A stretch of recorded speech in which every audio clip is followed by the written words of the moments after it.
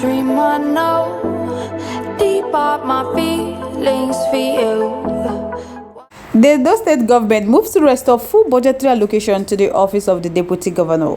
Moving on, we have former President Goodluck Jonathan has called for peace in the Rivers State political crisis, asking Governor similarly Fubara and his predecessor Wike to work together. But guys, before comments fully, welcome back to this wonderful channel as we bring you back-to-back update and information as it is hot. In case it's your first time of joining this wonderful channel, kindly subscribe, like, comment, share, and also the notification bell to get notified whenever we drop a video.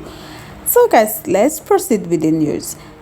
5 months after the Edo State House of Assembly reduced the 2024 budgetary allocation to the office of the state deputy governor to 354.5 million from the initial 1.3 billion, the House has received a letter from the state government to revise the budget. There was a report that the House received the letter from Governor Godwin Obaseki for the revision of the budget at plenary on Monday. So the governor's letter was dated May 16, 2024, which it was addressed to the Speaker of the House, Blessing Ubebako.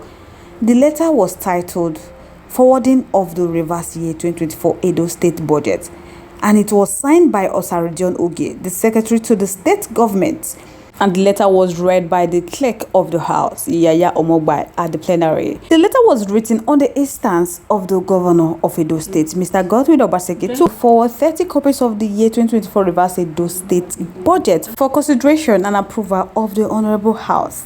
There was a report that the revision of the budget was geared towards shoring up the budgetary allocation to the office of the deputy governor, which is now being occupied by marvelous Godwin Omobayo, the new deputy governor of Edo State. The initial budgetary allocation of 1.3 billion to the office of the deputy governor was now reduced to 3 million on December 26, 2023, during the face-off between Obaseki and his now impeached deputy Philip Shaibu. It was recorded that the Speaker of the House, Blessing Ubebako, while defending the reduction of the budgetary allocation to the office of the deputy governor, opined that the impeached deputy governor Philip Shaibu was not expected to carry out too many functions in 2024, as he would be contesting for the governorship election. The Speaker said that the deputy governor does not have constitutional function bestowed on him except those which are allocated to him by Mr. Governor Godwin Obaseki.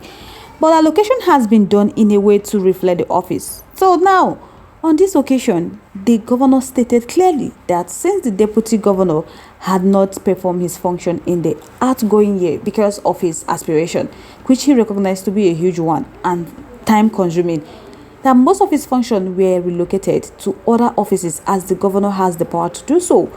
That all of them know that the deputy governor doesn't have constitutional functions bestowed on him except that which are allocated to him by the governor Godwin Obaseki. So most of those things that the deputy governor used to do, Governor Obaseki took it away from him. The deputy governor has even complained that he is no longer working. So they asked me, if you are not working, why did they allocate money to the office? He said that the money is not allocated to him as a personal gift, that it is given to him for work that he did. So if he's not working, naturally the money will not come, and there's no he can work effectively when he had an ambition of becoming the governor. And how is he going to function properly as a deputy governor when his mind is on election? So guys, I would like to know your thoughts, your contributions, opinions in the comment section. I would love to hear from you.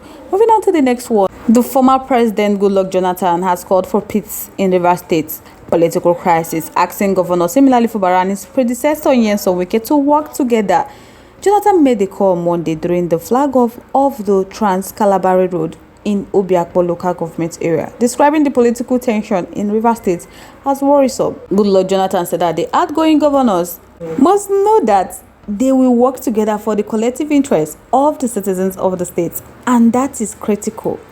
He said in the case of Rivers State, the Honorable Minister Wike and Governor Fubara must work together to develop the land and people of Rivers State, that the tension will not help them at all. So he urged the political actors that they must work together if they love Rivers State's people.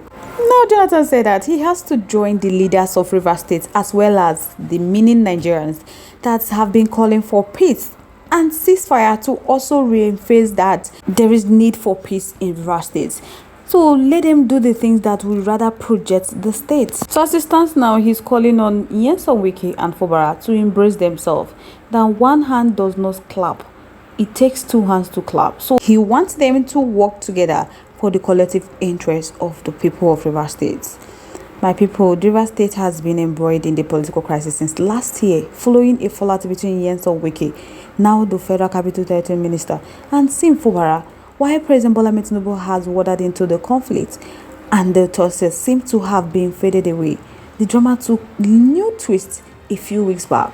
Some commissioners loyal to Wike have resigned for the second time, while lawmakers faithful to the Federal Capital Territory Minister Wike have intensified their issue with Fubara. So many persons have been worried by the unending conflict. That is why Goodluck Jonathan argued that the stability of the oil-rich state is crucial to the nation's development. He said Rivers State is very critical in this country. That Rivers State is the heart of the Niger Delta. If Rivers State is destabilized, the whole Niger Delta will be destabilized, and it will not end within the Niger Delta alone. The reason why Goodluck Jonathan is saying that because he's from Niger Delta, so they know how the system works. And they don't want crisis now. They don't want crisis in Rivers State. That is why he's hammering on that they should call for peace. Honestly, Goodluck Jonathan expressed worry over the incessant battle between governors and their predecessor, insisting that they must call for peace if they mean well for Nigeria. That transition in Nigeria is becoming a problem. That the center presidents have taken over from president. There are always issues, but at least it is better managed. But at the state level, it is becoming noisy in so many states, and he feels that that is not the best. Nice one from Goodluck Jonathan. That is a true Democrat who knows the role of Godfather in politics. But wait, I want to ask a question. Work together. Is Wike an appointee or elected to any public officer in Rivers State? Why can't he allow Fubara to do his work? Because with that issue, they can never work together. Wike doesn't have any position in Rivers State, so Fubara will not even allow him to take his place. Wike has done his own tenure as a governor for 8 years, and no one disturbed him. So, working together as what? Assistant governor or what? Because Wike is no longer in the state level. He has a federal government appointment now.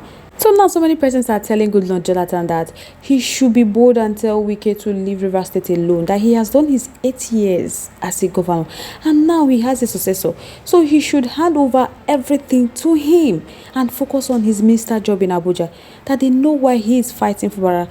It's because that he still needs Rivers State money for his presidential ambition. They said that is how President Bola Tinubu has been making Lagos State for the same purpose that he just achieved in the last election that he rings. So guys, I would like to know your thoughts, your contributions, your opinions are in the comment section. I would love to hear from you. Let's keep the conversation live in our comment section. Once again, thank you all so much for staying to us. On this note, we have come to the end of today's segment. Till I come your way next.